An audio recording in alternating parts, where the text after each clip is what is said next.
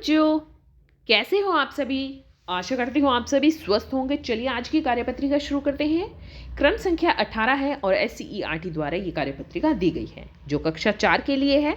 यहाँ साथ में आप अपना सेक्शन लिखिए A, B या C, जो भी आपका सेक्शन है। आज दिनांक है 7 फरवरी 2022। पठन अभियान का चौथा सप्ताह है जिसका थीम है सच्चाई। यहाँ आपको अपना नाम और यहाँ पर अपने शिक्षक या शिक्षिका का नाम लिखना है। नमस्ते प्यारे बच्चों, आशा करते हैं कि आप सभी स्वस्थ और खुश होंगे। जीवन में सच बोलने का बहुत ही महत्व है। विद्यार्थी जीवन में तो इसका महत्व और भी बढ़ जाता है। आइए दी गई कहानी को पढ़कर जानते हैं कि सच्चाई इंसान के जीवन को कैसे बदल देती है। तो देखिए क्या है कहानी। एक गांव में ईमानदार लकड़हारा रहता था। लकड़ियां काटते समय अचानक उसकी कुल्हाड़ी हाथ से छूटकर नदी में जा गिरी। नदी का पानी बहुत गहरा था और उसे तैरना भी नहीं आता था, अतः वह किनारे पर बैठकर रोने लगा। तभी नदी में से पानी की देवी बाहर निकली। उसने लकड़हारे से उसके रोने का कारण पूछा।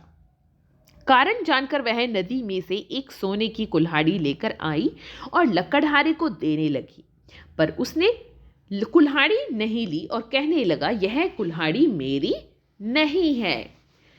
पानी की देवी वापस नदी में गई और नदी से चांदी की कुल्हाड़ी लेकर आई।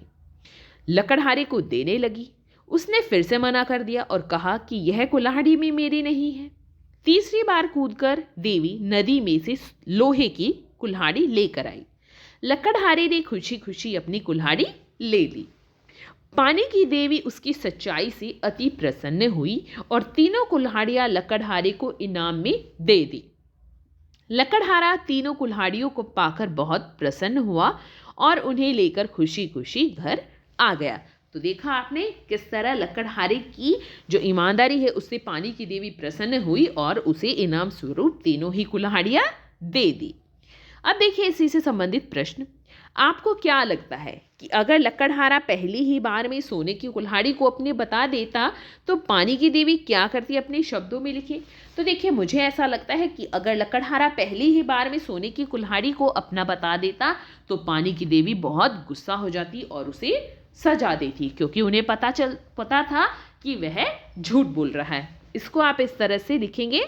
देखिए तो शायद देवी गुस्सा हो जाती और उसे सजा देती, क्योंकि उन्हें पता चल जाता कि वह झूठ बोल रहा है। दूसरा प्रश्न देखिए, यह है दूसरा प्रश्न। अगर आप लकड़हारे की परिस्थिति में होते तो क्या करते? अपने माता पिता व शिक्षक के साथ चर्चा कीजिए।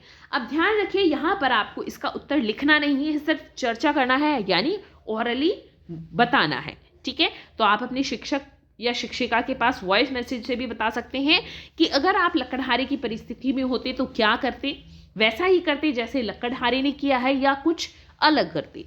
तो ये आपको वॉइस मैसेज से अपने शिक्षक या शिक्षिका को बताना है या अपने माता पिता के साथ इस पर चर्चा करनी है।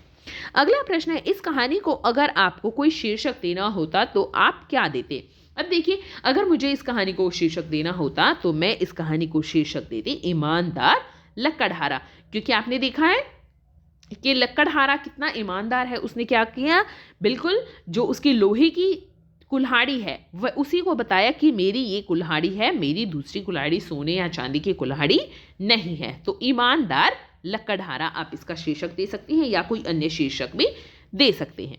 अगला प्रश्न है अगर आपको कभी इच्छा पूर्ण करने वाली देवी मिल जाए तो आप उससे क्या मांगोगे और क्यों? तो इससे पहले मैं ईमानदार लकड़हारा ऊपर लिख देती हूँ। आप इस तरह से लिख सकते हैं, ईमानदार लकड़हारा, ईमानदार लकड़हारा। ठीक है, इस तरह से आप ये नाम लिख सकते हैं या कोई और शीर्षक भी दे सकते हैं।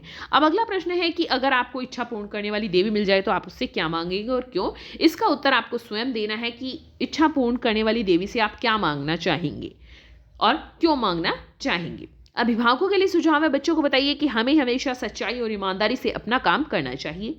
आज का कोविड का मैसेज है कि जब भी हम घर से बाहर जाए हमें मास्क पहनकर जाना चाहिए, तभी हम कोविड से सुरक्षित रह सकते हैं। मुझे कमेंट सेक्शन में बताइए कि आप इस कहानी को क्या शीर्षक देना चाहते हैं। अगर आपको वीडियो पसंद आई है तो लाइक कर दीजिए, अपने फ्रेंड्स के साथ शेयर कीजिए और चैनल को सब्सक्राइब कर लीजिए ताकि आगे आने वाली वीडियोस आपकी मिस ना हो। आज की ये वर्कशीट यहीं पर खत्म होती है, फिर मिलते हैं एक नई वर्कशीट के साथ। तब तक के लिए अपना ध्यान रखना। धन्यवाद।